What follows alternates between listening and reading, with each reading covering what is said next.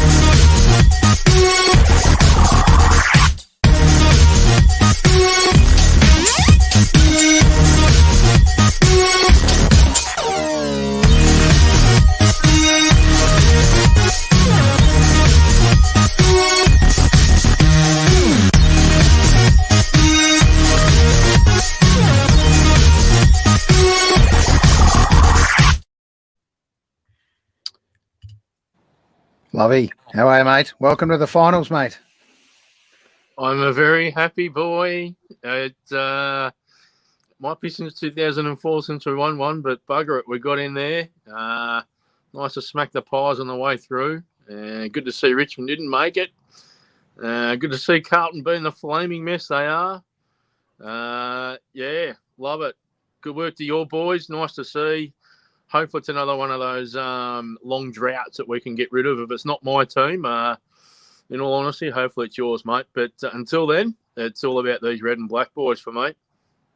Yeah, look, it's an absolutely exciting time. We'll dig a little bit deeper into the Bombers and the Demons shortly. But, oh, mate, I'm pinching myself that it's finals week. I haven't experienced this for quite some time, mate. I know it's only been a few years for us, but we kind of went in and went out in straight sets, and we were up and down a couple of times, and I actually genuinely think, as nervous as I am, that we've legitimately got a chance this time. So there's a long way to go yet, and we'll talk about that shortly. But this is how we got there. You've missed a 55, I think. Go for it, mate. Give us it. Now, I know that we don't like people on steroids, but did Barry Bonds wear 55? I think you might be right, mate. I saved that one for you. Yeah. You got Dikemba in there. Good to see. I was very happy with that. Look, probably arguably the best 55 and what he did for the NBA and over so many clubs, and just a superstar, to be honest. I think if Barry Bonds didn't eat half a Priceline in steroids, I reckon he probably would have carried as the best 55 of all time. But it was a very, very eclectic list, that one. It was good. Well, I suppose has there ever been a 55 that's taken more drugs? Probably not. So, especially 55 that's swept under the carpet. I think he took 55 prescriptions at one time instead of just the one. Yeah, unbelievable. It was the worst kept secret, wasn't it? Absolutely. Him and Lance. Wow. Yes. One thing, let's bring him up. But this has made me smile, fair to say. And one thing we talk about is whether the Demons are getting ahead of themselves, but the self-titled Monty Meanderer used to be known as Glen Curran. So we're gonna get away from that now, and it's just going to be known as the Monty Meanderer outright now. He's taken on a new style, a new look. He's definitely getting ahead of himself. What's he doing? How are you, cuz? Good evening, boys. How are we? The Monty Meanderer strikes again. Well, I think more Rick Astley, I would have thought. Like, Carpet calls missing a rug, Glenn. Before we go any further, like all good things, mate, I like to thank my makeup assistant, Jody Briggs, with the hair and the wand, got the hair spot on. The glasses are my own touch, but I think, look, it takes years off me, mate, so I'm pretty happy with it. So, I know we started with 55 as a number 55, and talk about old 55. You've gone back in style there. Not purposely, but it's come up as great timing. One of the best things I saw was this lovely picture. I mean, have a look at this man. Look exactly at this man. I've gone next level, mate. Now do us a favour. Give us a shout out to the great hairdresser. Who's pulled this off during lockdown? Can I tell you the great hairdresser, mate? You were looking at the great hairdresser. Oh, it is called the lack of COVID haircuts, mate. You are if Roy Orbison was a ringer. Dead set. What is going on? It's fantastic. Mate. I love it. I've tried to get myself in the most, what's the word, complimentary light, but it just seems very red, doesn't it? I've even got to putting things on the lights up, but it's still just the red tinge. Your face is looking red. You got the speed dealer sunnies on, mate. Your eyes are red as well. Oh, put them back on, mate. So what's the go? You're going to Deepole tomorrow and changing to the Monty as your first name and Meander as your surname, or what's the go, mate? Look, as I said to Az, if I can put a smile on someone else's face and at my own expense, I'm happy to do it. As you know, I've got three kids. Well, Tori's an adult, Jack's nearly an adult, and Lucas is 13. Silly me, as we do as parents, you try to get a bit of feedback from having two teenage boys. I opened the door. Jack was playing his game. He goes, "Fucking ridiculous." That's all. That's all Jack said. Lucas didn't even look at me. Lucas looked away. It's as if he is also my own son. The way he talks about it, it's brilliant. I love it. Well, you blokes would remember the Looney Tunes cartoon, Sylvester the Cat and his son. Remember when Sylvester couldn't catch, as we knew it was a kangaroo, but he thought it was just a giant mouse? Well, that's how I feel now with the response I got from my sons in relation to the new do. But hey, if everyone got knocked back by the first knockback they got or put down, the wheel would never got invented. So I'm just going to push through. Are you gonna walk around the streets like that tomorrow? Fairly good chance I may at some stage. Monty Meander like this, or on a similar get up. Okay. Oh, shout out to a good friend of the show. Good friend of the show, Naomi Dans posted on response to my photo yesterday that I looked like Rick Astley. I might even sing a couple of bars of a Rick Astley tune. Yeah, no, don't. Yes, lucky the I fact you say the no is the more chance I will, Alan. I know you will. So just a bit of feedback though, mate. Where's the rest of your body? All I can see is your face. So you just got the dark background. Which... I'll tell you what I'm doing. I'm going back to my childhood. Like we used to go out in the backyard at night, pretend we were camping or something like that. That's exactly what I'm doing. In the cold. I've got a very nice, great taste cup of coffee. Lovely. And as we said earlier, if my team can't win it, I'm more than happy for the Demons to get up and win it. Yeah. I just reliving my childhood out in the backyard in the cold at the moment because we're not allowed out. It's Guantanamo, Melbourne. So I figure at least I've had my hour in the daylight. Surely I can get a little bit of air in the moonlight. Nah, fair enough too. Now, number 55, great collage of photos on that as. I didn't see him in there. In light of the game the Essendon are playing this weekend, a bloke who for a short time wore number 55 at Melbourne, Luke Beveridge. There you go. I don't think Bevo or Melbourne are really talking about that time frame. No, he wasn't there for long, Bevo, but amazing with that obviously going to talk about a lot of things tonight, but he had that added burden, and we've all at some stage been coached by our parents or our parents as a team manager. But Bevo's dad was the recruiting manager at Melbourne, not dissimilar to like the David Noble and his young son who's now playing at Collingwood. So I think often Bevo had to be good to get. No, I think he knew he was just mediocre to shit. Better than us because he played, but he did. Just on that, when are we talking? Was that 19s or because he wore 48 for a lot of his career and then he halved it and went to 24? I think he might have. I did a little bit of research, which might shock you both, but I think when he first came on the scene, he might have been 55 playing reserves football, which is that they consider senior football, not a senior game. But then I think 48, as you said, when he became a more regular player. Did he play in that? Did he play in the grand final in 1988? He did. He was just a pup then. He was just a pup. Yeah. The amazing thing for him, and only because we played a lot of junior footy together and whatever, for a bloke who was probably about 5'9" at a stretch, just worked so hard to get to play the 100 and maybe the bit games that he played over at 3 clubs. And you never, like if he walked in now and we were having a beer somewhere, he'd walk up and say, "G'day, Kazuaya," and he's just a very down-to-earth bloke. What you see on the media when he's interviewed at whoever by, he's the same in real life.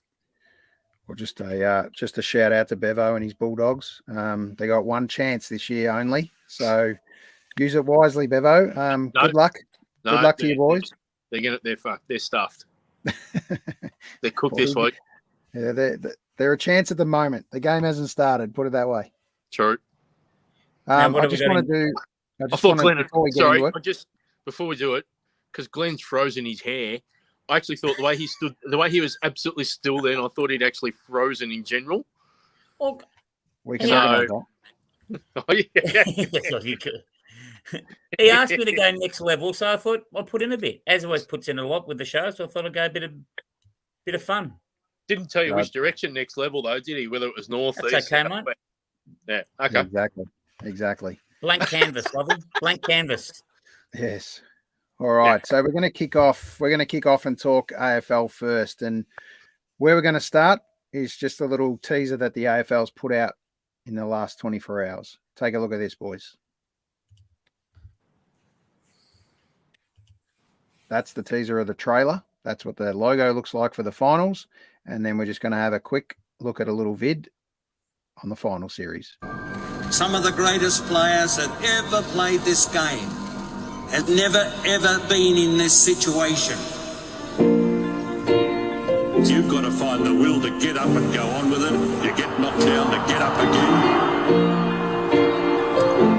Everyone's so committed. Others wish they had this chance. Do not waste it. Remember, when you're tired and you think you can't go any further, you can. Do it and see how you go. This is our big moment. Not just another game. Just never, never, never give in. You've got to show me all the guts and all the determination you've got in your body. We've come too far, let us slip now. I want you to make me the proudest coach in league history. The harder the fight, the bigger the prize.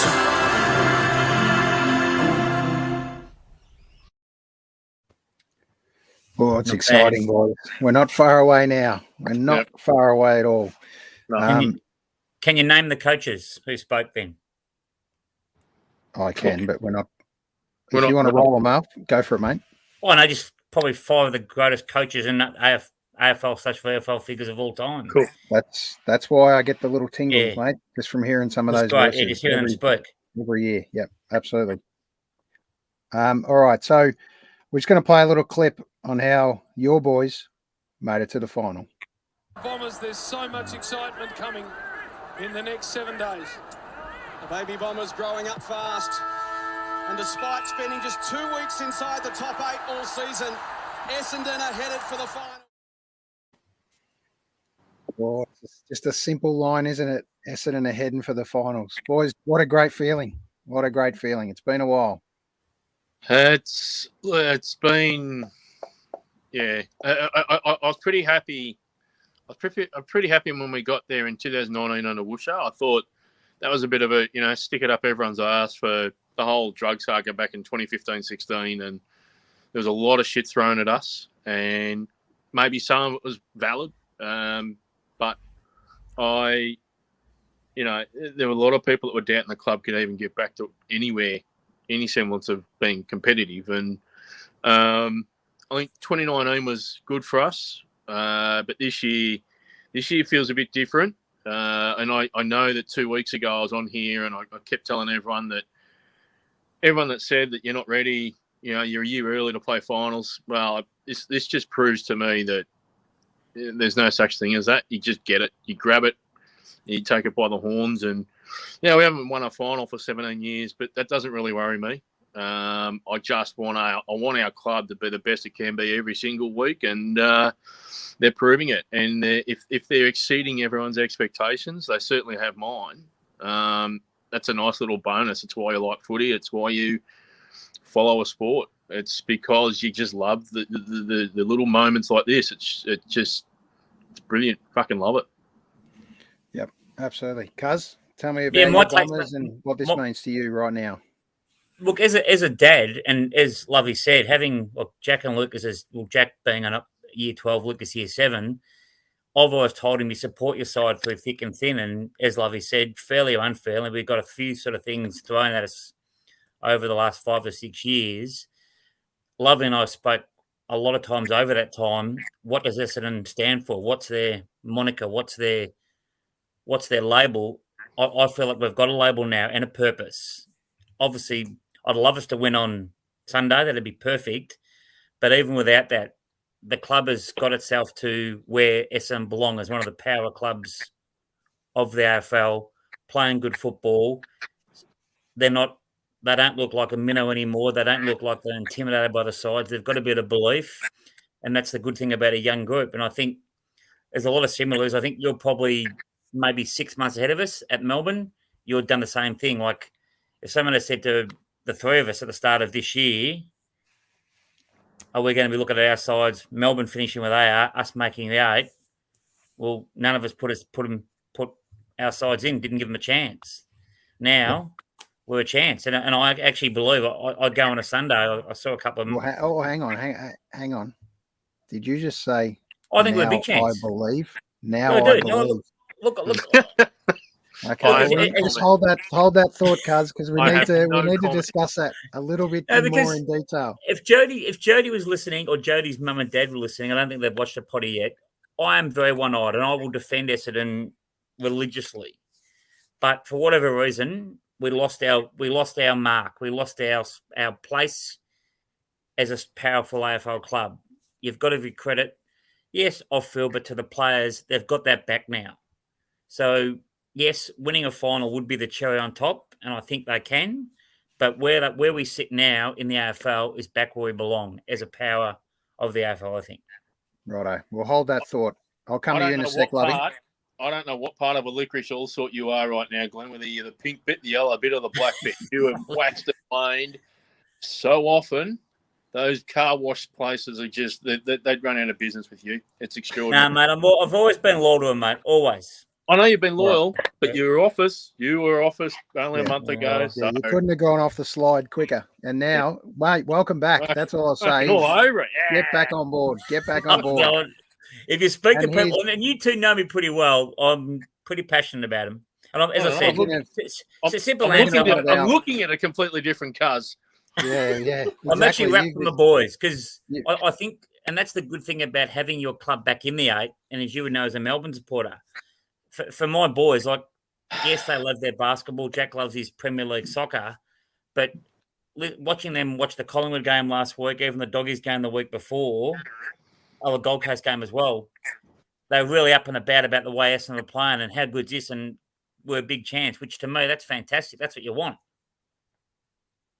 Definitely. Can't see it in the dark. There's a nice hook here.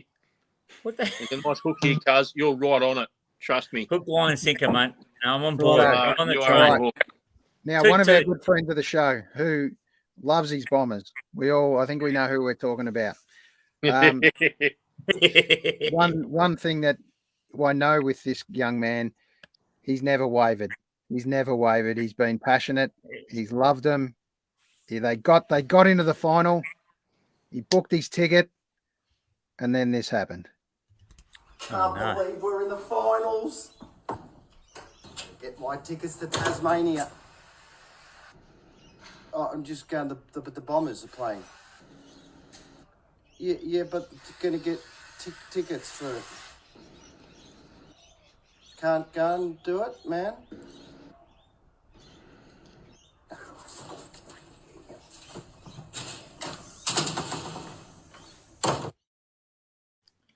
Oh, he loves this man. God. He is the best, I've decided. When you're an artist, you're an artist. He is an artist. The great part is we've got the great Dave Cosma joining us tonight. Welcome back, Dave.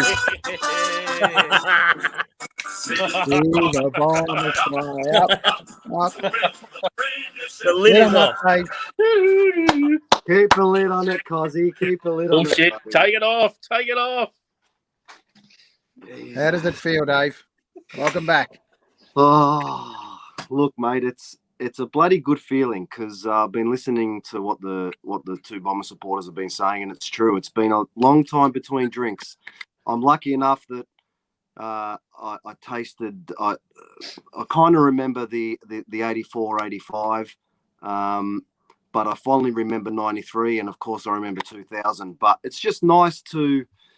Yeah, I'm just feeling confident about it, for a change. It's been how long? It's been 15 years that we've just been very average and had our, big club and big name to sort of pull us through. But finally, you're right. It's just like we're playing some good footy and we're in there. And the AFL have got what they wanted as much as, Richmond have been dominant over the last however many years and, Hawthorn before that and Geelong, whatever. They've all had their moments. But the AFL have wanted an even competition. I think they've gotten that. And I think that's what's exciting about, even if we saw the Doggies do it in 2016. You don't have to finish on top dish, even though I know you're excited, mate. The minor premiers, you're there. You're bloody close, mate. But, anything can happen. And it's a lot closer and even than it used to be, you think back to when we used to love footy growing up and it was such a, power forward or unbelievable on-baller or whatever it was that they all had their great parts in the team. But now it's so evenly spread that, mate, anything can happen. So, I mean, I love this time of year anyway, regardless, but it's certainly nice to, at least we get one crack at it this week and it's good to be there. You raise a really good point, Dave, in that I feel like it's the first time in a long time we're not limping in. We've got momentum. We're going into a first final feeling like, look, the other team will still go in favourites because of their record for the year and they got their stars. But on form right now, mate, I'm telling we're right you, in it.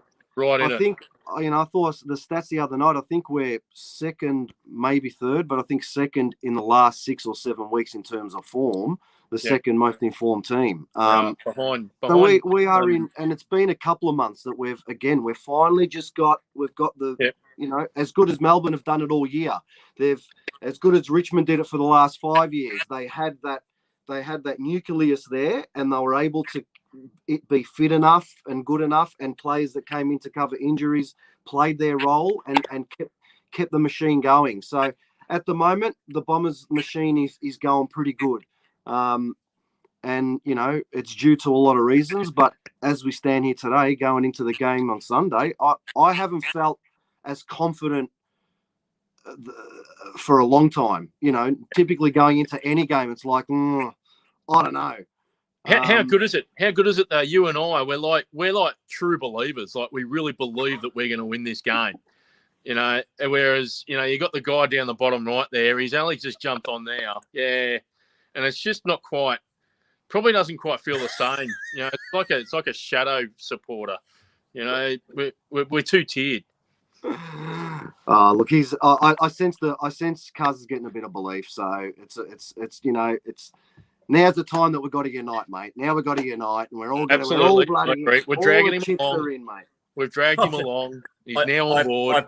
I appreciate you dragging me along, Lovey. But you spoke about your memories, Dave. Obviously, being the older statesman of the group, more mature, all that sort of stuff. I was there in 1980. I was there in 1983 when we lost by 83 points. Yeah, it should have been a sign of what was going to come, that my mum and dad were literally going to get divorced.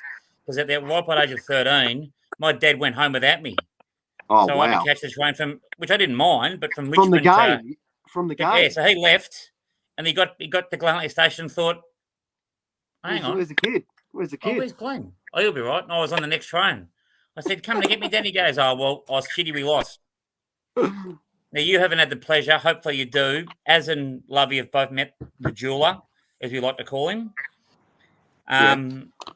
He's pretty passionate about it. Like, he was a bit of a non-believer as well, saying we're no good, we muck around with the footy. I spoke to him today, and he goes, geez, we're a chance on Sunday. And I said, the wheel has turned. But and the apple doesn't fall far from the tree. Thank you very much. And he said to give you, he said to send his love to you too, Alan. But mate, look, I can't wait. Tell him to get stuff. I can't wait. Can't hear. Az. Do you reckon Az can unmute himself? You had your tickets booked, mate, but sadly, Dan just wouldn't let you go, mate. Just tell us a little bit about this post, and boy, has it lit up social media. It's a funny one, isn't it? It's like, literally, you can spend 5 minutes. Hey, I called Mike George. I said, George, just come and film this for a sec. So, filmed it in a minute and put it together in about another 2 minutes, and then posted it. And it's gotten a little bit of love. And I think more than anything, it's it just made people chuckle, and that's the main thing. I think. It's just one of those things that I've put up, and everyone that seemed to get onto it and share it and love it and have a bit of a laugh. I think that's what it's all about. I think, and again, it's just bottom line. It's a sign of the times. Who would have thought last year? Just you think, oh, surely that's it. But to think that again, where the grand final won't be played at the MCG, and we're playing a lot of games away from the home of football, Victoria. Over the finals, it's a weird feeling, but I don't care, mate. I'm happy to watch it on TV. Yeah, I'll take it. I'll take it any way we can, mate. I've ordered the cheese board in, mate. We're ready to go. Bloody Cancelled your ski trip, Az?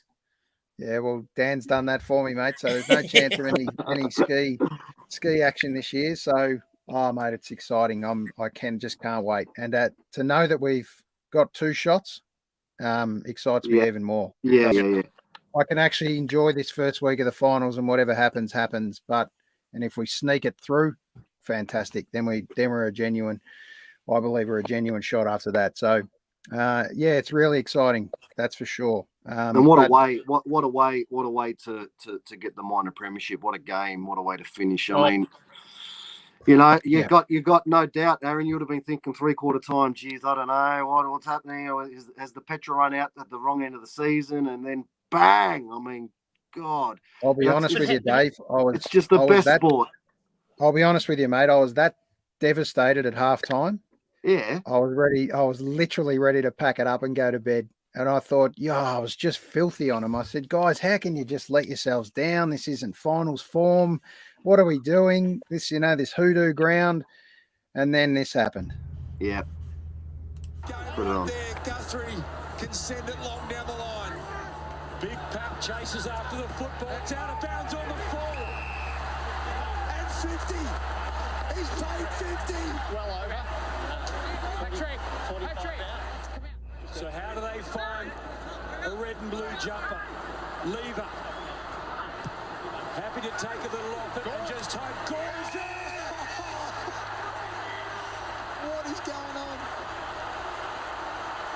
Chris Scott is out of his seat. And it comes down to this.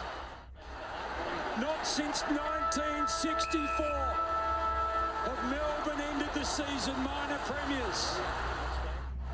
One kick.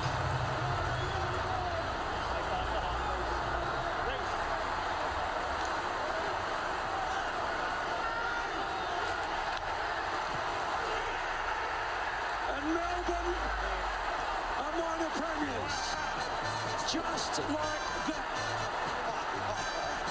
Try and script it. Try and write it. Try and believe it.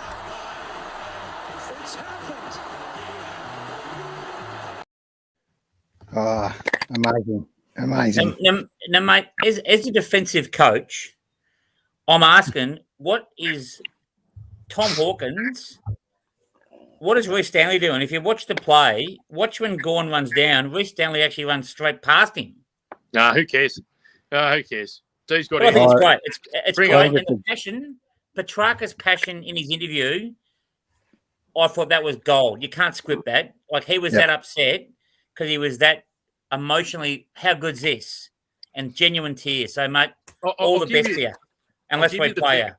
I'll give you the best skill that happened in that whole passage of play. It was Jake Lever's kick. Yeah. It was so Perfect, wasn't it? Absolutely He knew perfect. exactly what Gorney was going to do.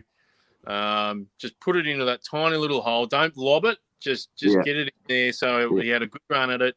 It Not too far. It was one of the best kicks I'd seen the whole game. It was And just smart enough too, Lovey, not to go for the shot. Some blokes think, shit, getting close to the end. but what a lot of players do, they'll put it within the goal square, 5 metres out. And you Punch through the point.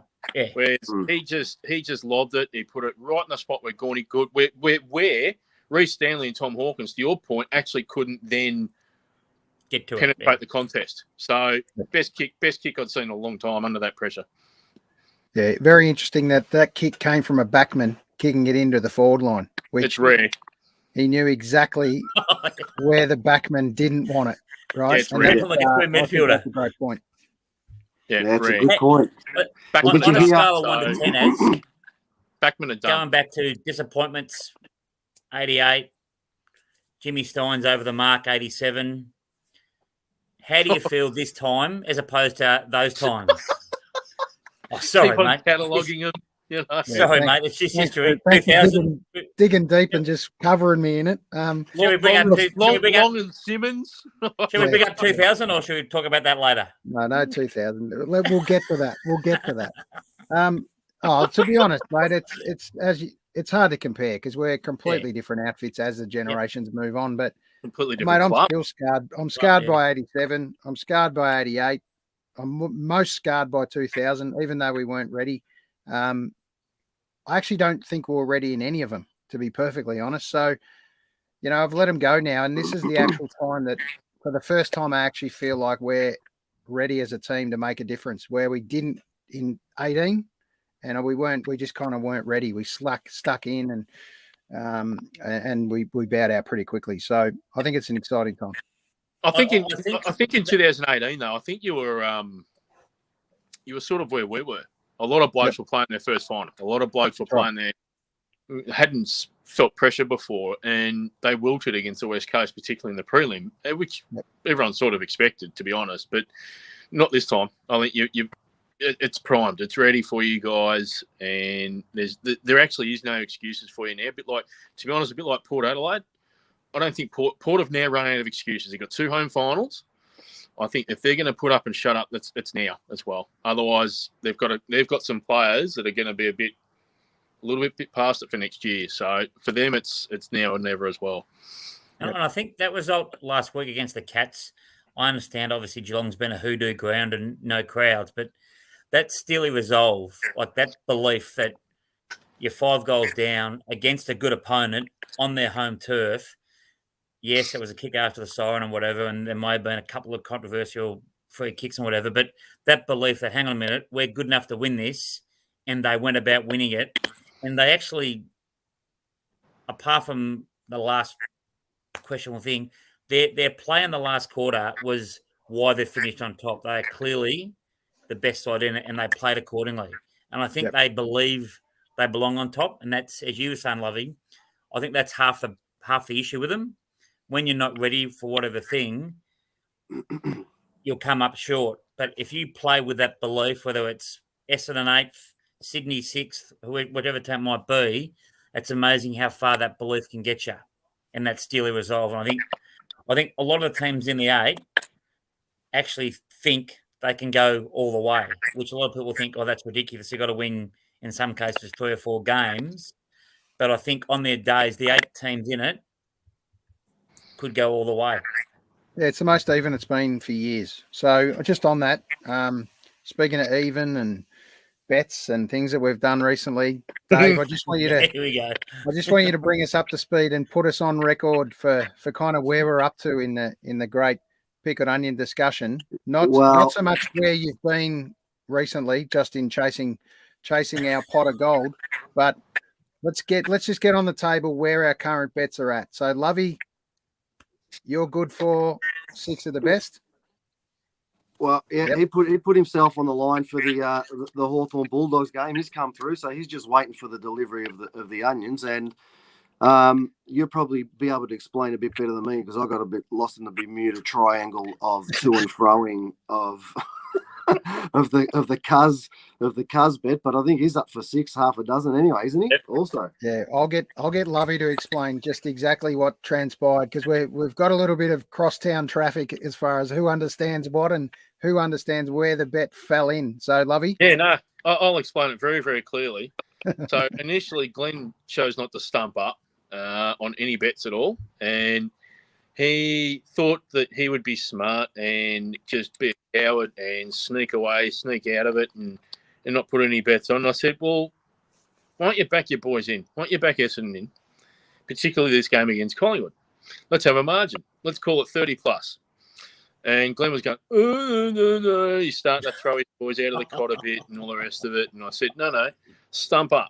Don't be a coward. Back your team in and get your 30 plus. Surely Collingwood had a chance of staying under 30. So it was a pretty fair bet and an even bet. Glenn kept coming back, I don't know. In the end, we got Glenn well and truly covered. And through my encouragement and my support, and my sage advice, I was actually able to get Glenn to agree to Essendon. If they won by 30 plus, he would have to eat 6 pickled onions against the Pies. And if they won by less than 30, he would escape from the pickled onions. As it was, Essendon won by, I think it was 39 points. And now Glenn owes us 6 of the best just like I do. So there's 12 pickled onions that are up. Glenn and I have got 6 each. So I guess the next phase will be, Aaron, you and Dave can probably explain how this is now going to transpire. I understand that Toll Holdings has put all deliveries on hold. The search is on. The search is on. It might be worth getting Dave to explain that all your good self. So I'll get Dave to explain it. Glenn, well done, though. Great work. You stumped up the Alan, courage. It was good. I really appreciate your sage advice that you gave me.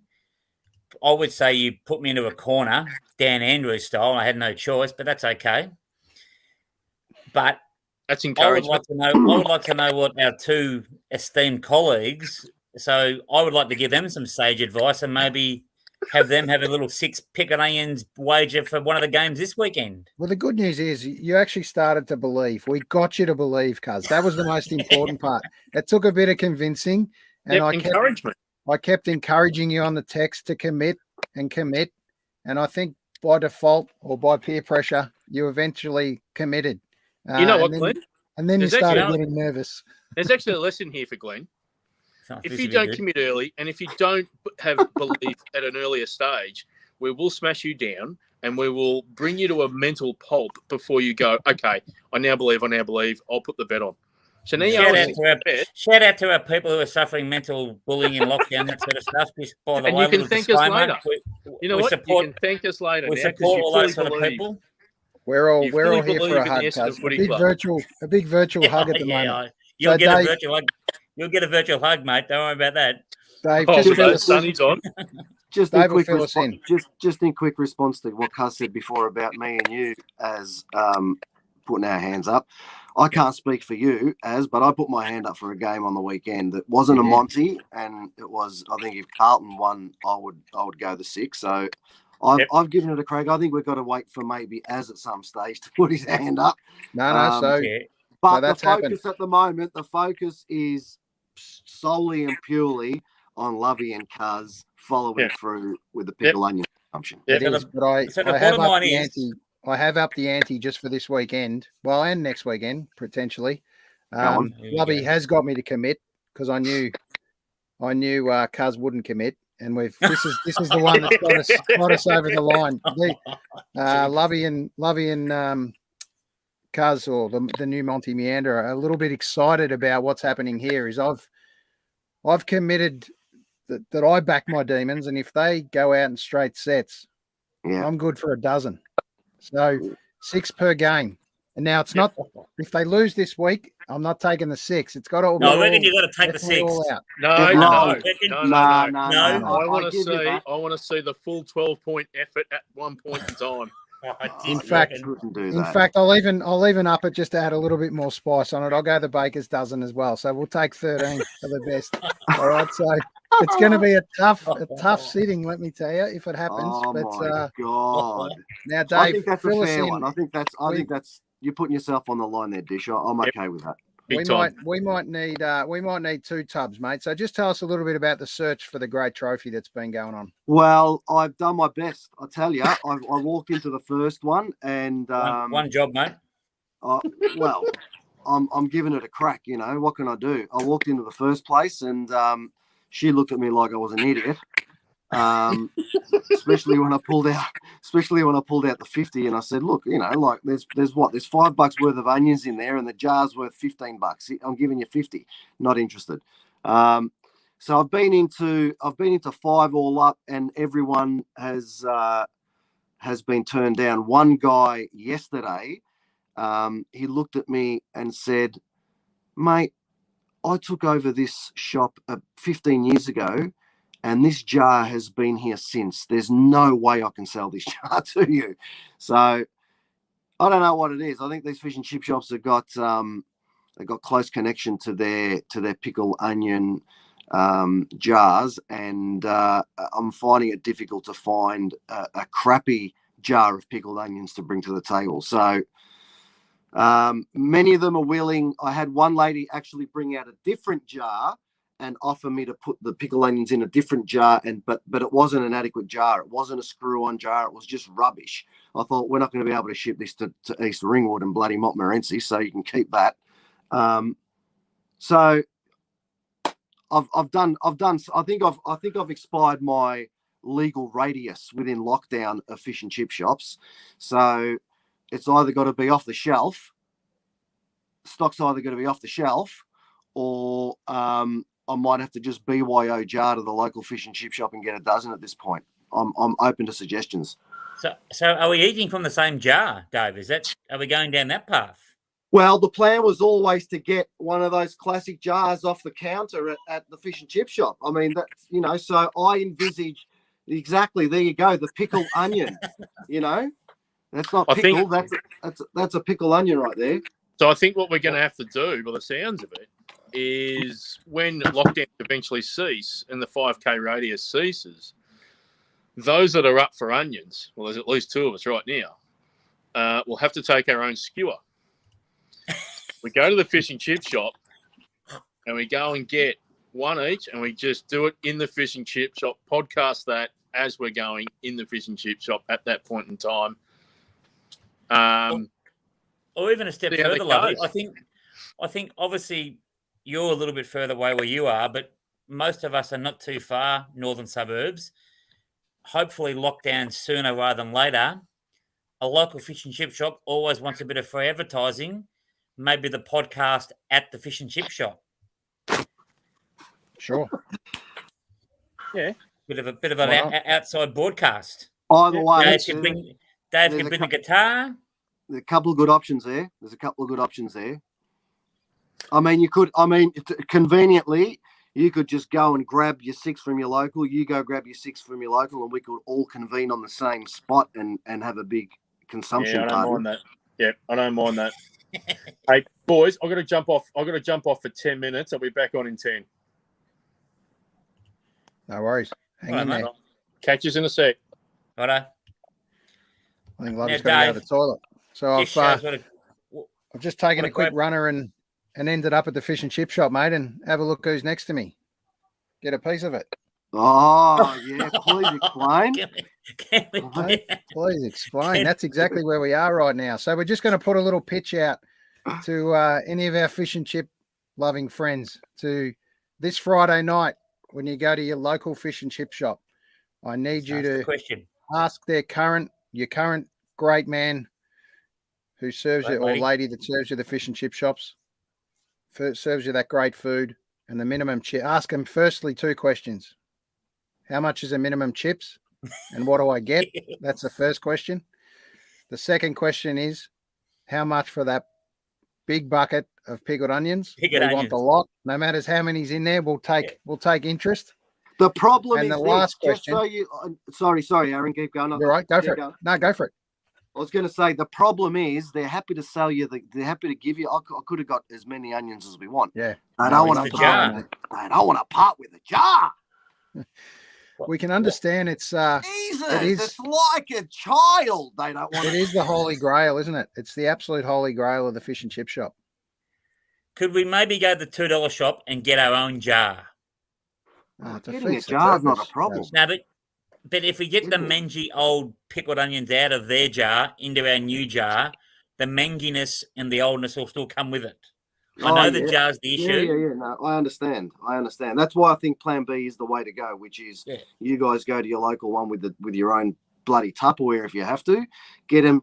We want 6E finest, and grab your ladle because we want to. As Aaron has said, we want a little bit of that juice. Juice. Go on, mate. What was number 3, buddy? Sorry, I interrupted you. Just before we do, Robert Wine, a good friend of ours from Canada, has jumped on 6 a.m. in Canada and asks about those pickled onions. Some float, some don't float. Which ones have gone bad? Do we dig to the bottom of the jar and they're the good ones, or do we pick up the floaters? That's going to be a great question we're going to have to solve. What's going on in this photo? Are the new ones on the bottom? Are the new ones on the bottom? That's the question. Very concerned about the bottom ones. They don't look. I'm not saying that a pickled onion has a life, but they look lifeless. That's right. And the next debate we're going to talk through and discussion is in relation to the Great Dim Sim. Now we touched on this last week, I think it was, and we're going to continue this one probably into the next episode. So the Great Fish and Chip Shop is obviously a great hangout that we all used to have as kids, and we've continued it through traditions into our kids. And it was always a great Friday night special. Generally, was the fish and chip for me. Was it Friday night always for you, Cuz and Dave? Yeah, pretty Friday night always. And it's funny now, I still like fish and chips Friday. Jodie's on a pretty stringent weight loss and doing fantastically. She'll still have a couple of handful of chips. The boys are a bit different now. They're extravagant with their takeaway. They want the local souvlaki or something like that. So, but look, I love a fish and chip on a Friday night, especially Friday night footy, or back in the day before Friday night footy when I was a young sort of kid or teen. You'd watch the Friday night movie was always the big thing after you had your fish and chips. That was your one night you were allowed to start late, Friday night and Saturday night. You're going back a bit there, Cuz. This was probably more in these days, wasn't it?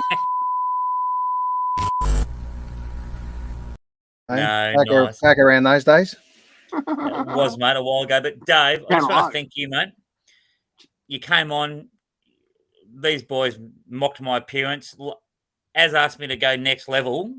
I posted a bit of photo on. To say, did I not get the memo for the International Tom Cruise Day or something? What's going on? Cuz well, mate, I'll take Tom Cruise. Mate, I've had a couple of good feedback. A good friend of the show, Naomi, on Facebook the other day, she said I looked like Rick Astley.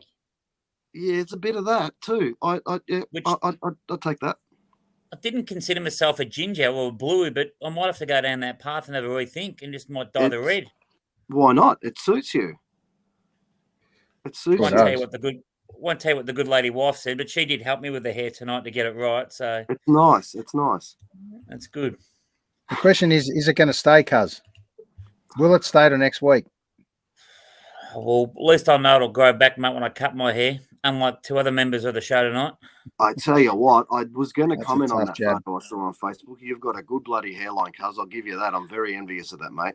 Mate, touch wood. I'm very lucky. Both my mum and dad are a lot of hair. Yeah, a lot of hair. Have a look at that, man. How can you do this? Look at that. It'll scare people away. And a massive shout out to lovely Rick too. I mean, have a look at the great man. I want to let you. Never going to give you up. There you go. Now, mate, Right. at work, and I have the absolute pleasure of working with the man to my, as I look at the screen left, your top right, mate. The radio station we play at work has surprised me in recent stages. I'll give a shout out to Smooth FM, maybe a Ooh. sponsorship deal coming somewhere. Ooh. Mate, they've played a lot of your man of late. My man. With Aaron. Oh, have they? Probably heard him at least 3 or 4 times in the last couple of days. There you go. There you go. Well, not surprising, mate. He's he's a bit of a star. He's a star and he's a stay when it comes to radio. No worry about that. And the other thing we should probably mention as well is a great loss to the music world, Charlie Watts. Yes. Passing away. Yes. Absolutely. One of the, like, I know the word legend is used a lot. Yep. But he was a stay with the Rolling Stones for a long, long time. Yeah, he was. He was a beauty. One of the absolute legend, no doubt about it. In a legendary band. Yep. You know, not probably not a drummer that influenced a lot of drummers with the way he played. He was just known to be a really great drummer for that band, and you know, never overplayed and just played his part and was classy and was a gentleman. So yeah, I heard just go on. Paul McCartney said that basically, and obviously we know obviously Ringo being in the Beatles, but Paul McCartney said the best thing about Charlie was he knew his place in that band and he played his role to perfection. Sure. And then, as you just said, the next thing he said was you'd never meet a nicer bloke. He was just a true gentleman. Yeah. And I suppose if you go through your life and someone eulogizes you at the end of your life, if someone said he was a pure gentleman, I think we'd all take that as something on our headstones. That's right. Yeah. So yeah, and again, probably a surprise more than anything. We've spoken about Big Keith before and know what sort of hard life he's put himself and his body through over the years, and to think that, you know, probably the one you'd expect the least to go first, being Charlie. Yeah, happens that way. But hey, they're all at that age, and you know they've done well. You know, thankfully. God forbid John Lennon was taken away so unnaturally at so young, but to think we've still got a couple of Beatles around and members of so many great groups of you know 40, 50 years ago is still a wonderful thing. So we certainly celebrate it when they pass, unfortunately. We sure will. And just a shout out, great picture of the great Charlie Watts. And we're actually going to rig up a Rolling Stones special in the next couple of weeks, like we've done with Tom Petty and also David Bowie. So the Rolling Stones was actually next on our list, ironically enough. So we'll have to definitely dedicate a couple of songs to the great Charlie Watts. Yeah. Got a favourite Rolling Stones song off the top of your head, boys? Well, for me, because it was the one that I learnt to play, and it was the one that when I got finally in a band, and when I'm all of a sudden playing this song live with 4 other guys around me, having never done it before, and it blows your mind, the song that really sticks for me is Honky Tonk Woman. You know, and speak of Charlie Watts, it's, you know, it's what drew me into that song was that intro, that drum intro. You know, I want to be a drummer before I ever played a guitar. So that'd be my song, Honky Tonk Woman. Yeah, paint it black for me, mate. Yeah, it was huge. My 2 favourites, and Gimme Shelter. Yep. And I just love the way watching the music video of it when I was a bit younger, the way Mick Jagger carries on in Emotional Rescue. The music video there, it's a great song, but he's the greatest, probably one of the world's greatest showmen. That's probably half the reason the band was so successful for what they were. He was the ultimate showman before we had the likes of Robbie Williams and those Ed Sheerans and those guys today. He was the ultimate. I'm the lead singer, and look at me. Yeah, definitely. Yeah, love both those songs. I just want to do a special mention to a show we got Saturday morning, which is a new time slot for us because this show's being interviewed out of Hey Saturday. That's right. It's Saturday morning too. Hey, so, by the way, it's coming back too. Before you do, cuz it's a great artist called Keegan Hall. I just want to play a little video on who this great man is. Let me just find it. Keegan Hall. Keegan Hall. Keegan Hall. Keegan, my man. Keegan. The most talented person we ever had on this program. An unreal talent for bringing real life to paper. One of the best artists, drawers in the world, hands down.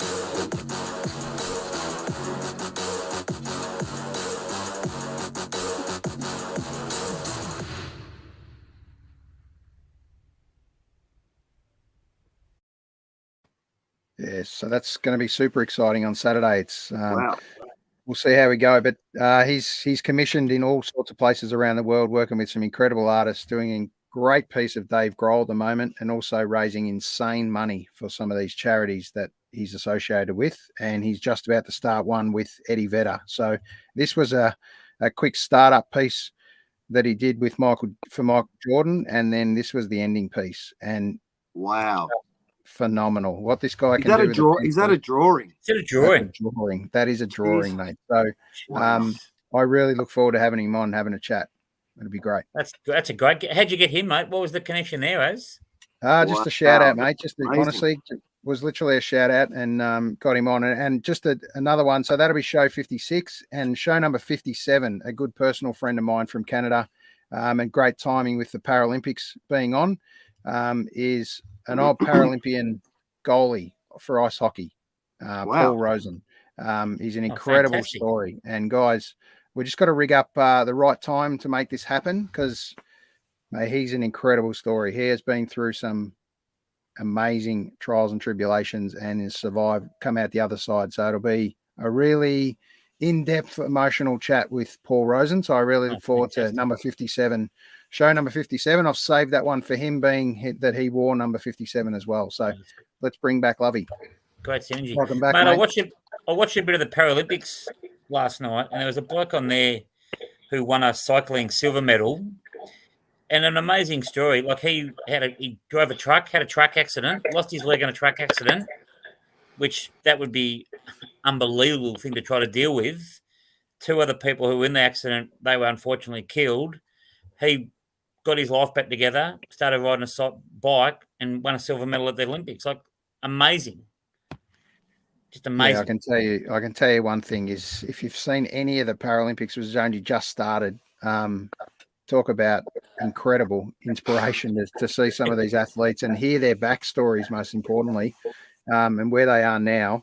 And that's why I can't wait to get Rosie on and have a chat. But we're going to pick a sport each, boys, and we're going to report back next week on just what happened with that chosen sport. So I'm just going to play a quick little teaser. It goes for a little bit, and then we'll come back, because I dug this up just before, and it's phenomenal.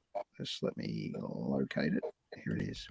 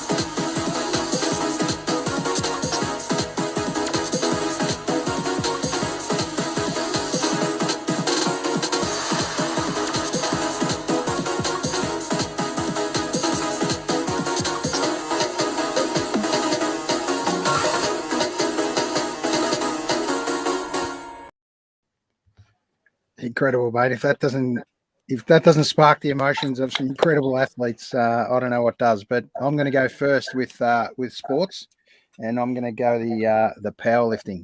So that'll be an interesting little. I'll report in next week. So, Cuz, I'm going to go to you, mate. Pick a sport. I'll go to wheelchair rugby. Righto. Dirtbag. I'll go the. Sorry, Lovey. How brutal does that look? Oh, it's the way I used to play footy. It was just full on, like it's just absolute straight line psychopaths. I'm going the basketball, both men and women's. Righto. Dirty rat. I was going to do that. I like the thought of table tennis, but I might go rowing. Yep. There you go. Righto. You're spelling that out for yourself, are you, Dave? I am, mate. I am. Okay. I had to write it down. R-O. My short-term memory's no good, mate, so I thought I just better pop that down there. Yeah. All right. We look forward to that, boys. We'll report in next week. All right. What we're going to do is we're going to finish off with the tips for this weekend's games. We'll just run through them quickly. Where do we start? Let me see. So let's finish off in order. How the top 8 finished, most importantly. So we talked about how the run into the finals is going. Essendon, the last 3 wins, exciting. GWS the same. Port Adelaide got to be the team that's on the best run for sure. And Melbourne not far behind. So it's pretty exciting, that's for sure. Forms everything. Sadly, the bottom dwellers being North, Collingwood, GWS, and largely Adelaide. Forget about them. Who cares? I'm sorry. So hang on. I'm sorry. What was sad about that bottom 10 there? Not much for me. No, same here. Not much for me. Forget about them. We've seen plenty of those teams up near the top for a long time, so it's great that we've kind of flipped the ladder up for a while. So, where do we take off for this week? Go in order as they fall, chronological. Friday, Saturday, as they're Sunday. playing. Righto. So we've got. Let me just get to that. Is it what a pity! What a pity! They're not all being played at 2 p.m. on a Saturday afternoon here. Absolutely. Like the old days. A very versus much B, so. C versus We've D, E versus F, G versus H. Tomorrow night we've got Port Adelaide and the Cats over in Adelaide. You got. I say Port. Yeah, I think Port. I think Max Gawn has ruined Geelong's premiership chance. So for me, I think Port as well. Right. Well, I think we're all on Port. So let's go margin. I reckon by 22, Port. I've got 8. Are you writing this down, as or me? No, Cuz is going to recap. But you feel free to write them down, mate. I don't think Cuz doesn't know how to play back. So Cuz can't see what he's doing at the moment. So just the big O. How many, Lovey? Port, by how much? 8 points, thanks, mate. Right, this is like ordering fish and chips. This is great. Yeah, Port by 22. All the minimum chips, flake, 2 Disney's, pickled onion things, mate. Go, Rick. Rick, good on you. Port by 17. All right, and I reckon Port by 5. All right, what's next, Az? Fucking smuggler. All right. Then we go to Saturday, the battle of the bridge. That's not in the bridge. It's down in Tassie. We're going with Sydney and GWS, 3:20 p.m. Mills out, GWS, 12 points. Yep. Close one. Oh, I'm going to back the Swannies in. And they're going to go with 19. Oh, okay. That's comfortable. Yeah. I'm going GWS by 34 points. Ooh, jeepers. Big swing. Yeah, okay. I'm going GWS by 15. So you go Sydney as Sydney, yeah? Yep, Sydney. By 19. Cool. Sydney. And then Can't do that. one of the most exciting games of all, for me anyway. Melbourne and the Lions, Saturday night, 7:30 in Adelaide, of all places. You go first, Az. Your side, mate. What's your margin? Oh, my margin. Are you being one of those dicks in the Herald Sun tips where they don't give a margin, are you? Or... No, not at all. Not at all. I've got to go in confident first game. I'm going to go with 24. I think it'll be close. I think it'll be close, but I think, 4 goals in the end. Melbourne. Oh, sorry, Lovey. Go, mate. Melbourne by 17. Lovey. Yeah, thanks. I've got Melbourne by 51 points. Ooh. I'll be very happy with that. As much as I want to see as eat 6 pickled onions or 12 in 2 weeks' time, I think Melbourne will do well. Cozzy? I say Melbourne 20. Righto. I suppose the part I want to know from you, Lovey, just to expand on that a little bit. How does the 51 unfold? You know, does it go late? Does it blow out early? This could be another pickled onion. I want to know how nervous I've got to be. He wants to know why you are so confident that they're going to win shy of 10 goals, Lovey. That's right. Well, first of all... Could this be another pickled onion? Will you shut up, Roy? I'm talking. The two things I think of about that game is Brisbane away aren't as convincing.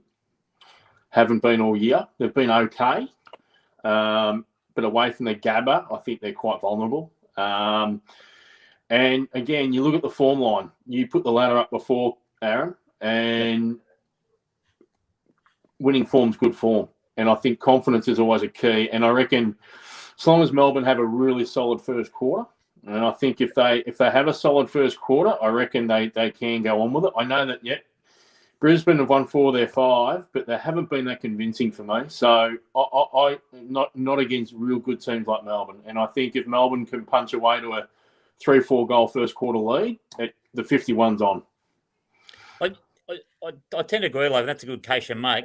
I can actually see Brisbane, because of the way with the COVID situation and not getting a chance to possibly go home for a final, a heavy loss to Melbourne or even like a 5-goal loss to Melbourne, they could do straight sets.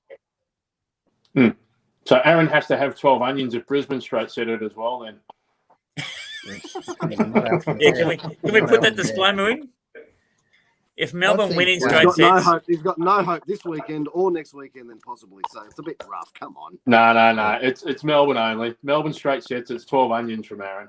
Righto. I don't think he's got much to worry about. All right. Now let's move on to the decider. The Bulldogs versus the Mighty Bombers. Sunday afternoon, 3:20 time slot. It's exciting times, except it's in Tassie, where we all can't be.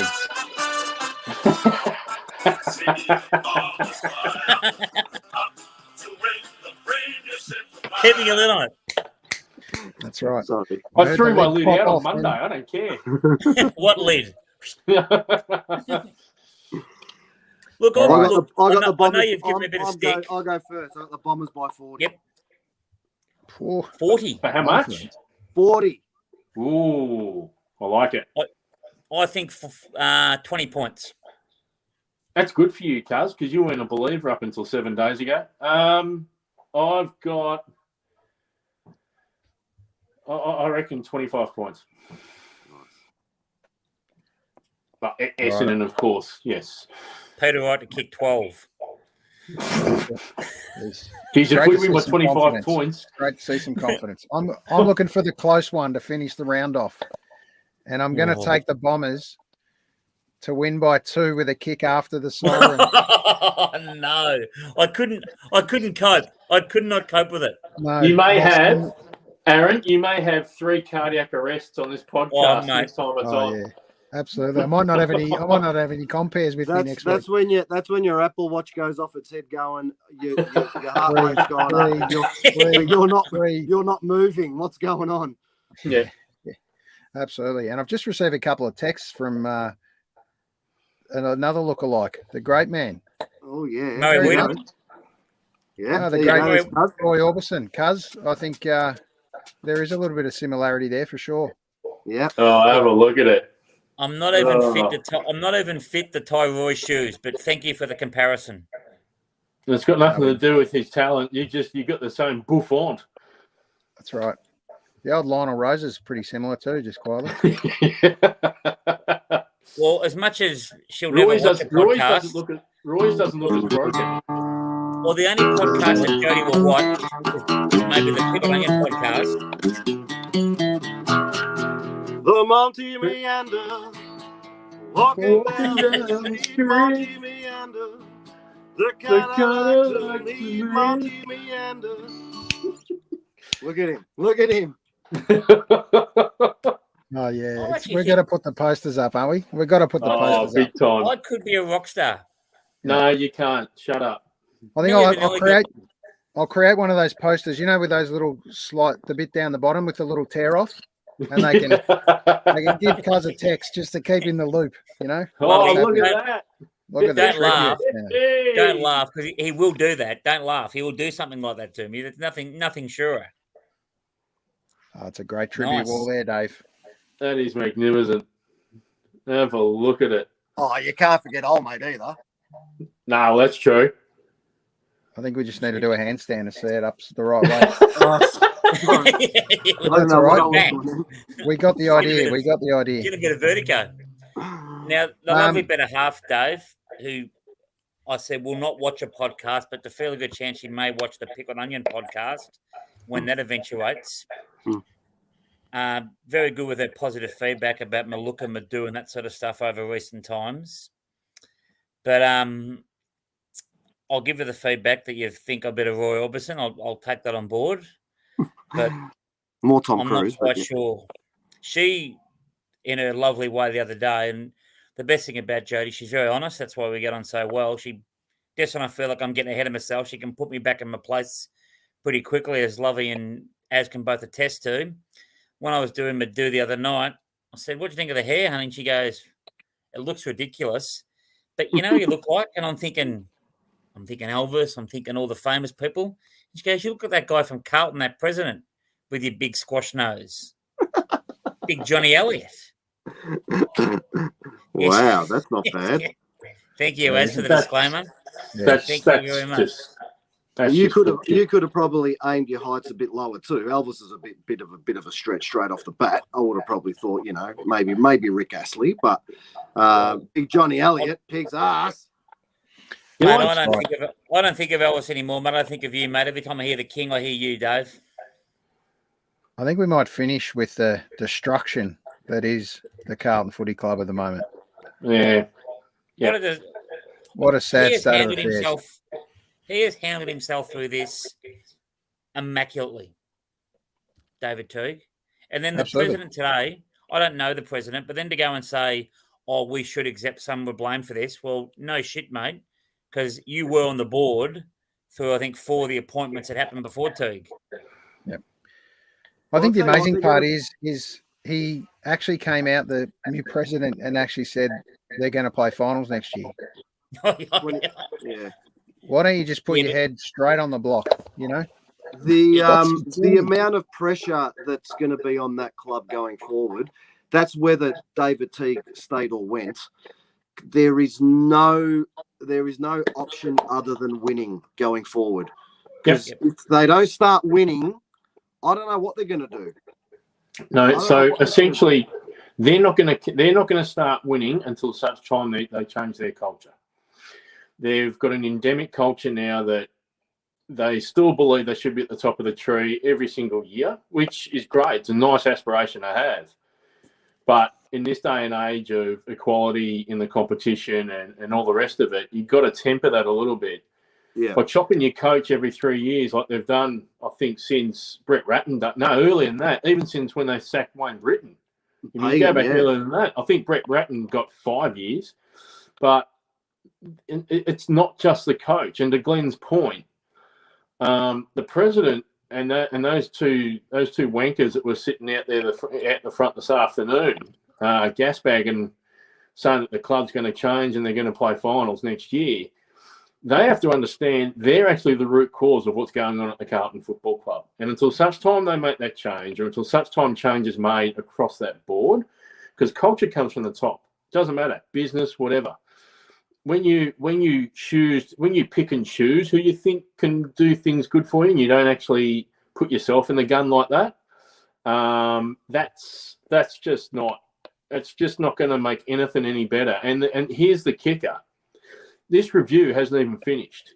Well, it's finished, but it hasn't even been finalised. It hasn't been publicly put out there yet. What if the root cause, what if it is the committee that's been told you have to go based upon that review? So you've sacked a coach, and then the people that have sacked the coach, they've had to sack themselves within the space of a month. Where does that now leave the club? They've got no coach. You've now got a trade. You've now got a trade period and a draft period coming up. You're coachless. Your committee's rudderless. Who in their right mind would honestly want to go and coach or be involved in that football club right now? And that's a genuine question. It's an absolute mess. There's been 3 that straight off the board this afternoon. So Judd's gone, Jeannie Pratt's gone, and I can't remember the other guy's name, but he was very integral in the rebuild of Optus Oval. So he believes his job's done and he's out. But it's fair to say the 3 of them have gone, and they won't be the last. And now I'm hearing all the classic stories we were hearing with the Collingwood Footy Club regarding, extraordinary general meeting and all those things where the members are really it's going to get ugly. And from a Essendon and a Melbourne supporter to see 2 of the biggest power clubs imploding. Oh, it's fantastic. That's exciting time. I love it. It's like you're going to McDonald's and it's that bottomless cup of coffee. It's the gift that just keeps on giving. You know what's even funnier? You haven't even spoken about Hawthorn. Let's not gloss over that. The way they got rid of their greatest coach since Alan James is hilarious. You've got a dysfunctional president, and you've now got a green behind the ears coach who's already seen as a bit of a little shit. And I get the impression he's only got the trust of a certain number on the playing list only as it is. I can't wait for Hawthorn to be battling too for the next number of years. It's just... And it's not like we sit back here with glee. We've copped it. Like the Bombers have copped it for, we had a good run in the 80s and into the 2000s a bit, and the 90s, but we've copped it the last 10, 15 years. You know what, Dave? We were meant to keep on copping it for another 5 years yet, and look what's happened. And we still cop it. I had someone the other day, the first time I spoke to them and met to them, brought up the saga, and it's like, mate, it's nearly, give it a break. And Melbourne copped it too. Like when you got done time.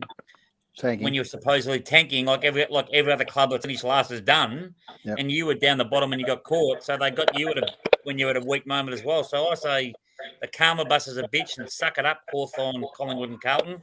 Yep. Salute. Anyway, for all of them, really, the opportunity and the thing that should drive them is that even competition. If they get, it's a rabble of a situation at Carlton who would want to go there, but it may be a really amazing opportunity for a big name coach to go, I'm going to walk in there, I'm going to muck around with that culture. Exactly, Lovey. It's 100%. That's what Truck did at the start of the year. They pissed off the Worsfold culture, and they created this new culture very quickly. That you see it with the coach. You see him embracing and you see the passion. That's culture. So they got a chance to turn it around really quickly and to make it happen. That's the exciting thing. But if it doesn't happen, oh my God. For Carlton in particular, because Collingwood have given their supporters, as much as I love the fact they haven't won a flag, but they've been pretty close in the last 5 or 6 years, and they've given their supporters something, something to look forward to. They're going to have a dip now. I don't think it'll be a 5 or 10 year dip for them, but Carlton are coming. How long has it been that they've been promising and nothing's happened? There's no option other than success for next year, and if it doesn't succeed for them, I can't imagine what's going to happen. I tell you what, the coach that needs to come in is going to have the thickest skin of all time. Who gets the gig? Clarko's ruled himself out, so who gets it from now? Well, it's interesting because half the Carlton hierarchy didn't like the way Ross Lyon conducted himself last week. So, but I wonder if Or he that's the just half. left. I wonder if that's the half that's just walked. So, it's Yep, probably going to be Roscoe. What are the chances of Nathan Buckley getting the gig? Nah. No, Here's no the way. chance. Here's the way I think that might work. I reckon either Buckley and Pendles go to Collingwood in replace of Stuart Dew right now, or they have Dewey. Gold Coast, yep. Or they have Dewey in place for 12 months, and then Clarko steps in after that. That's how I can't see Buckley going to Carlton at all. Not at all. And this is a question, and I don't mean this to be a smart-ass question. Is Dew done that bad a job? Yes. Culture. Yes. Culture. Yeah. Sadly, the place has been a rabble well before Dew got there. But I think he's done nothing. Started moving a few chairs, but not enough. Ross Lyon has proved at the clubs that he's been to that he can get the culture right, and he can get those teams that he coached from a shitty position into grand finals. Yeah, did it with both the teams he coached, didn't he? Yeah, did it with Freo and St Kilda. Yep. Right. He did it with both. So that's who they need. They need someone like him. They don't need a fringe coach. They don't need a startup coach. They need someone to go. They need a Ron Barassi of today. The smoky out of all this to me is still Brad Scott. Yeah, I struggle with thinking he's got the ability to create culture. But I reckon at North, I think talking about what Ross Lyon did at Freo and St Kilda, to an extent, Scott did that at North, getting into those prelims. Yeah, maybe I'm wrong. And no disrespect to the list that they had. They had a couple of good players, but they had a lot of average players who he got the best out of.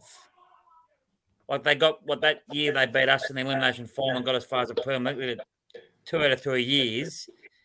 Both years they weren't favoured to make finals, let alone to go as far as they did. So respectfully, Dave, I think he's probably good at getting the culture out of a club. Yeah, especially a club that hasn't got a big supporter base. Has always been that club when everything's going bad. He's passionate. He's passionate. I mean, him and his brother, they're passionate, and that goes to me. That speaks. It speaks a lot. Well, I think we'll wrap it up there, boys. And speaking of passion, go the Demons and go the Bombers. Let's get it going. It's an exciting time. I love it. That is gold. Absolute gold. Look forward to it, boys. Can I ask, Dave, which fish and chips have you been to? Any fish and chip shops in the Monty or Lower Plenty area? No. I don't know. All right, I'm throwing that out to you, cuz. Cozzy has exhausted his 5K radius. Yep. We're going to hand the baton over to you, being the next fish and chip expert for Friday night specials. We're going to, if you can't get your local, which this is really going to test your relationship with your fish and chip shop, you might have to actually buy something. So let's have a look. See if you can get it over the line for us. See if you can get it over the line for us. We're going to leave it with you, I might have to buy something. Thank you very much. Well, Cuz is that guy that, like a little kid, he stands at the door and waits for the guy to just go, "Hey, mate, he's a dimmy." That's your next Monty Meanderer, mate. You've got to get to as many of those fish and chip shops as you can. No That's excuses. Right. Look forward to it. There's 3 in the area at least, cuz. So we're going to pan the mantle over to you. Just a little shout out to every one of our friends that's been on this great show. So what's been happening? Have a good week, boys. See you guys. See you, boys. Go Bombers. Go Bombers.